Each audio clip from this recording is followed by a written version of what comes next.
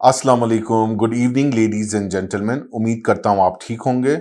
मैं फैसल डेडी आपकी खिदमत में हाजिर हूँ एक नई एपिसोड के साथ जिसका नाम है mid week market recap by foundation securities, जहां हम डिस्कस करेंगे की performance takeaways of Pakistan stock exchange from the last 3 working days.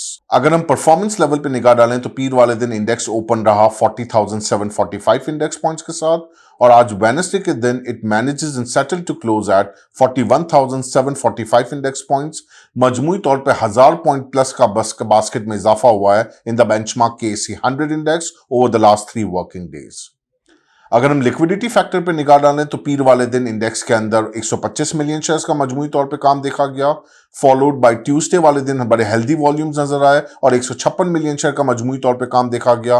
और आज वेडनेसडे वाले दिन भी बेहतर वॉल्यूम नजर आए through out the working day और 145 मिलियन शेयर्स का मजमूई तौर पे KSE 100 इंडेक्स में काम देखा गया, almost 7% down on day basis. Week started off with a very good and bullish momentum across the board, जिसमें इन्वेस्टर्स का कॉन्फिडेंस बड़े अच्छे लेवल्स पे मेंटेन होता हुआ नजर आया। हम ये भी जानते हैं कि IMF और गवर्नमेंट ऑफ पाकिस्तान के डायलॉग्स इन प्रोसेस हैं और वो जो चल रहे हैं इसमें पाकिस्तान इक्विटी मार्केट्स के हवाले से जो पॉजिटिव फैक्टर है वो गैस के सर्कुलर डेट का रेजोल्यूशन है। चूंकि हमने देखा कि इन्वेस्टर्स का बड़ा अच्छा कॉन्फिडेंस मेंटेन होता हुआ नजर आया स्टेट ओन एंटरप्राइज स्टॉक्स के अंदर, specially PPL, OGDC, SNGP, SSGC and PSO related, जिसमें वो सर्कुलर डेट के बेनिफिशियरी डायरेक्टली होंगे। और साथ ही साथ फिर एक मोमेंटम ये भी बनता हुआ नजर आया कि शायद जैसे ही सर्कुलर डेट रेजोल्यूशन की कोई खबर आती है तो एक हेफ्टी किस्म का वन टाइम अच्छा डिविडेंड मिलने की एक्सपेक्टेशन है, specially from OGDC and PPL। लेकिन this is not the end of the story. अभी डायलॉग्स कंटिन्यूड हैं, पॉलिसी लेवल डायलॉग्स अब स्टार्ट हुए हैं after the technical consultation on Monday को टेक्निकल सारी बातचीत हो चुकी है।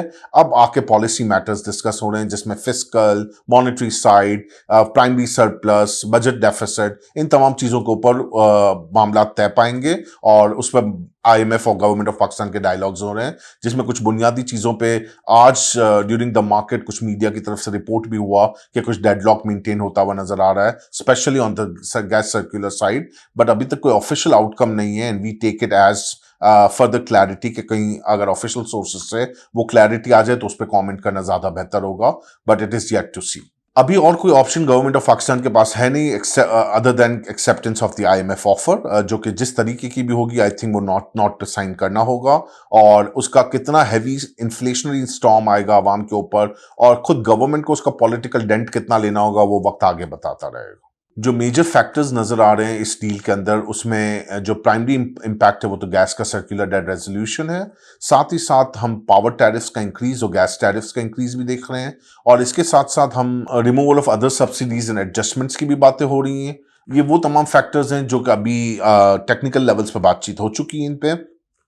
इनका इम्प्लीमेंटेशन और ट्रांसलेशन हम कमिंग डेज में देख सकते हैं और ये it's a matter of only 48 hours और टाइम सो, जिसमें हमें क्लैरिटी मिल जाएगी कि IMF का स्टांस क्या है, ड्राफ्ट लेवल पे क्या एग्रीमेंट्स हुए हैं और बोर्ड इनका अप्रूव कर देगा नेक्स्ट 15 डेज और मे बी अ मंथ और so things are on the table और नेक्स्ट 24 आवर्स टू 48 आवर्स में हमें स्टांस क्लैरिटी के साथ पता चल जाएगा कि where we are heading so far. ये स्वीट एंड खतरनाक किस्म के preconditions from the IMF ये हमें बहुत जरूरी इस वजह से है कि इस डील को अनलॉक करने के बाद जैसे ही $1.2 बिलियन के करीब की डील अनलॉक होती है हमें डिफरेंट बायलैटरल्स और मल्टीलैटरल्स की डील्स ओपन हो जाएंगी और उसके थ्रू पाकिस्तान के रिजर्व्स के अंदर हम कुछ बेहतरी देख पाएंगे। Corporate profitability season is on the swings for the December ended 2022, जिसमें हम कुछ देख रहे हैं कि कुछ रिजल्ट्स ऑन पार हैं, कुछ रिजल्ट्स अबव एक्सपेक्टेशंस हैं, कुछ स्टॉक्स के डिविडेंड्स बहुत अच्छे आ रहे हैं। तो जिस तरह की परफॉर्मेंस हो रही है मार्केट अकॉर्डिंगली उसको रिएक्ट कर रही है।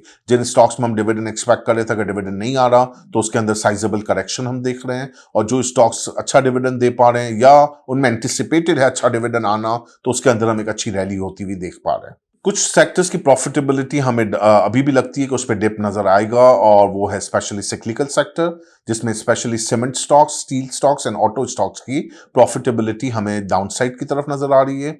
एज वी सेड अर्लियर कि जनाब रुपी डीवैल्यूएशन की वजह से जो ये प्रोडक्ट इंपोर्ट करते हैं रॉ मटेरियल की फॉर्म में उनकी वजह से इनकी कॉस्ट ऑफ प्रोडक्शन महंगी हो जाती है।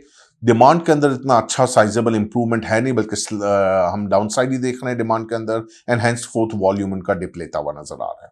सो वी वुड सजेस्ट कि सिक्लिकल स्टॉक्स में अभी भी अवॉइड करें जब तक अच्छी करेक्शन मैक्रो लेवल पे या मैक्रो फ्रंट पे हमें नजर ना आ जाए. From the sales perspective, again, my strong advice is to stay calm for at least 1 or 2 days and look what the clarity comes from the IMF end. Once the clarity is there, तो फिर हम bang on कर सकते हैं stock market के अंदर, especially with a proportionate of 20% cyclicals and 80% high dividend yield stocks, ताकि उसमें आप safe end पे रहते हैं. Please share your valuable feedback at info@fs.com.pk. Your valuable feedback is very important to us. This time to say goodbye. Have a pleasant evening. Allah Hafiz.